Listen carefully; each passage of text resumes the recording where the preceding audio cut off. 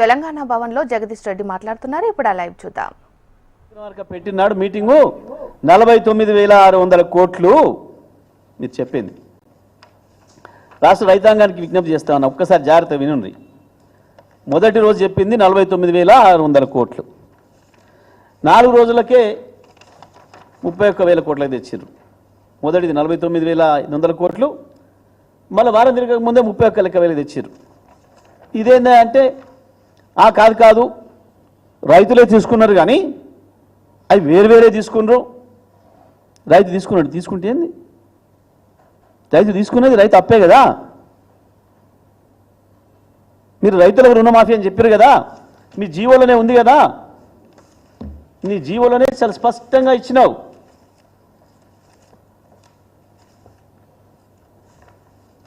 రెండు లక్షల వరకు ప్రతి రైతుకు. తెలంగాణలో భూమి కలిగి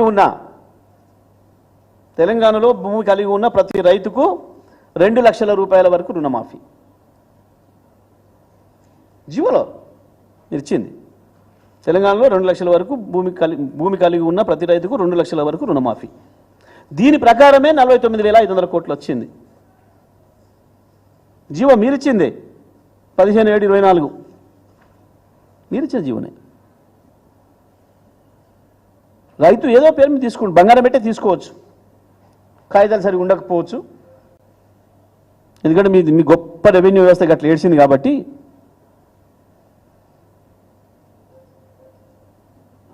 బంగారం పెట్టవచ్చు, ఇంకోటి పెట్టవచ్చు, మార్టగేజ్ కూడా చేయొచ్చు. అది లెక్కకు రాదట, తీసేసినావు. పోనీ 31,000 కోట్లు నువ్వే చెప్పినావు. ఇంతకుముందు 31,000 చెప్పినావు నువ్వే. క్యాబినెట్ లెక్క తేల్చిన అప్పులు 31,000 కోట్లు అని చెప్పినావు. ఓకే, ఆ తర్వాత ఏం చేసినావు? మళ్ళీ బడ్జెట్ కాడికి వచ్చేవరకే 26,000 కోట్లు చేసినావు. బడ్జెట్లో 26,000 కోట్ల కేటాయింపు. ఓకే, నీ లెక్కే. ఇవాళ ఏం మాట్లాడుతున్నావు? 3 విడుదలలో నువ్వు విడుదల చేసినా అని చెప్పిన డబ్బు 17,933 కోట్లు నువ్వు చెప్పింది. కానీ ఇవాళ ఏం మాట్లాడుతున్నారు? 21,000 కోట్లు అప్పుడే మాఫీ చేసినాం. చివరికి ఏం చెప్పాను మొన్న? మొత్తం రుణమాఫీ అయిపోయింది. ఎవడు చూసినా మొత్తం రుణమాఫీ అయిపోయిందని మాట్లాడుతున్నాడు. సిగ్గు మీకుండాలి. సిగ్గు తప్పిన మాటలు మాట్లాడుతుంది మీరు, లజ్జ తప్పిన మాటలు మాట్లాడుతుంది మీరు. ఇన్ని అబద్ధాలు, ఇన్ని మాట మార్చిన ఏదో ఎవడు లేడు ప్రపంచంలో, మీరు తప్ప. ఒకే సంవత్సరంలో గిన్ని అబద్ధాలు. దీనికి ఎంతమంది దేవుళ్ళ మీద ఒట్లు, ఎంతమంది దేవుళ్ళ మీద ఒట్లు పెట్టారు దీనికి, ఈ మాత్రం గొప్ప పనికి? దానికి కేసీఆర్ గిది అడిగితే అక్కసారి నాడు అడిగిండు రైతుల్ని, అయిందా మీకు ఇచ్చిన చెప్పినట్టు చేసిండ్రా లేదా చేయని వాళ్ళు చేయలేపమన్నాడు. అందులో అక్కసేముంది?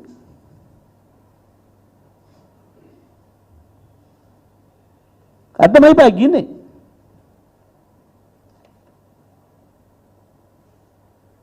మీ అబద్ధాల పరిపాలన ఇక్కడ అర్థమైపోయింది కదా. ఎక్కడ పడితే వాడు, ఎవడు పడితే వాడు లాగులు దడుపుకొని సభను చూసిన తర్వాత మీకు పిచ్చిలేసి మీరు మెంటలీ మాట్లాడుతున్నారు. కేసీఆర్ మంచి నింపాదిగా నిబ్బరంగా ప్రజలకు ఏం చెప్పాలనో, ఆ సందర్భం ఎటువంటిదో దానికి తగ్గట్టుగా హుందాగా చెప్పండి. మా బాధ్యత ప్రజల తరఫున అడగటం, ప్రజల తరఫున కొట్లాడటం మా బాధ్యత. ప్రతిపక్షంగా 100% మా బాధ్యత నిర్వర్తించాలి. చెప్పింది ఒకటి అమలు చేయకపోగా కొత్త సమస్యలు తెచ్చి ఈ పేరు చెప్పి ఆ పేరు చెప్పి ఉన్న ఇండు కూలగొట్టి ప్రజల భూములు లాక్కొని చివరికి యూనివర్సిటీల భూములు కూడా అమ్ముకుదొబ్బుతాం.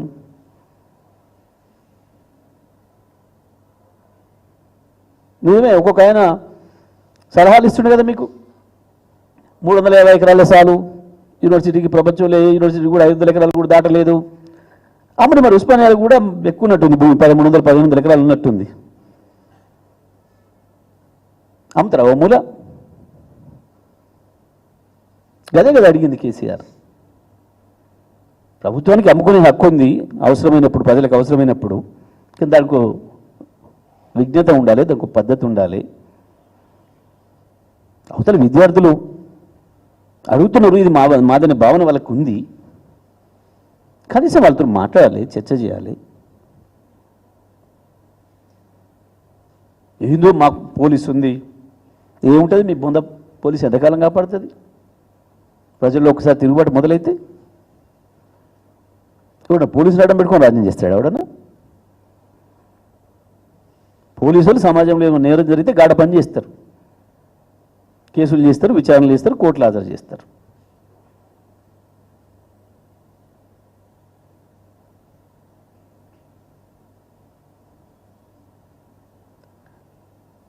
మేము ఎందుకు ఓపేసినాం, ఊడవికినాం, మానండి. ఇప్పుడు కూడా మానండి, ఇప్పటికైనా కేసీఆర్ మీద ఏడుపు మాని, కేసీఆర్ మీద మాట్లాడడం మాని, బుద్ధి తెచ్చుకొని ఏదైనా కొద్దిగా పనికొచ్చే పని ఉంటే చేయండి. లేకపోతే తప్పైంది, మాకు తెలియక మాట ఇచ్చినాం అని తెలంగాణ ప్రజలకు కాలు పట్టుకోండి, చెంపలేసుకొని.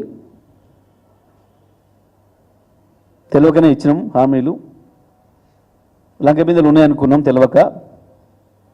ఆ మాట మాట్లాడడానికే సిగ్గుండాలి కొంచెమన్నా. వేరే దేశాలు అనేది ఉరి తీస్తారు ఇటువంటి మాటలు మాట్లాడితే. రాష్ట్ర ప్రభుత్వం యొక్క బడ్జెట్ ఎంతో తెలియకుండా ఏ పార్టీ కూడా హామీలు ఇవ్వకూడదు.